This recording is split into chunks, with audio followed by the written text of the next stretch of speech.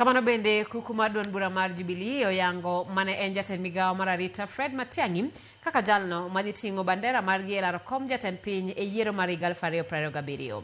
Koyango mano bang' romo mar jotelo madito mag duond burano e boma ma Nairobi, jagoro maduong' mar Jubilee Jeremiah Kioni olando bende ni Matiang'i oyier kaka jalup ogae mar duond bura mar Jubilee.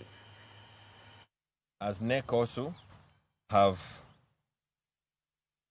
appointed Dr. Fred Okengo Matiang'i as our deputy party leader going forward. And alongside that, we have also resolved that Dr. Matiang'i represents us at the United Opposition. On